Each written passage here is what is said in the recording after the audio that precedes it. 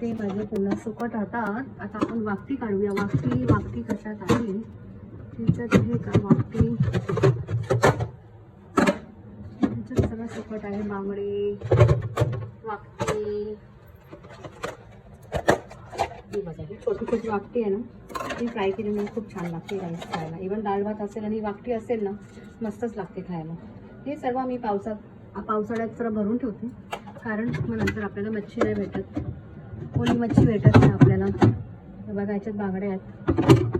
हे बघा हे सगळं माझा सुकटाचा बाजार आहे. ते सगळं साफरीत करून इथे जवलं आहे, आतपर्यंत आहे. इथे पण करंदी आहे. ही करंदी स्वच्छ करून ठेवली, मी साफ करून ठेवली. इथे पण दाखवते तुम्हाला. हे बघा ह्याच्यात पण करंदी आहे, फ्राय करून टाकते. थोडीशी धुवून घ्यायची कारण माती लागलेली असते ना, फ्राय करायची असते. हे पण पापडासारखे एकदम मस्त फ्राय होते गाईस आणि छान लागते एकदम. आपण ह्याच्यासाठी तुम्ही याला टेस्ट फ्राय पण करू शकता, पण तेल खराब होतो ना आपला, म्हणून मी अशी थोडंसं तेल घेते आणि थोडा शॅलो फ्राय सारखंच करते.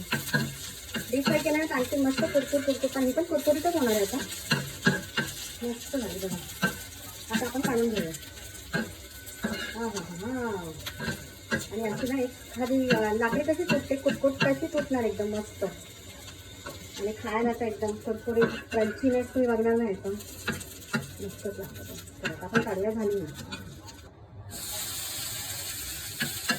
आपण जेवण वाढूया जाईल. तिथे भात, थोडीशी काकडी घेतली, हिरवी वाटली, कुरकुरीत वाटली ठेवायचे, मस्त लागते खायला. इथे आहे आपली भाकरी, आपली भाकरी सॉफ्ट भाकरी आपली.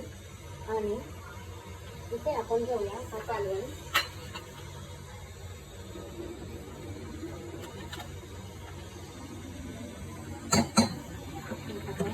आपला वांग, बटाटा, आंबाचा कालवण आहे. हा कोलंबीचा कालवण मस्त भारी एकदम.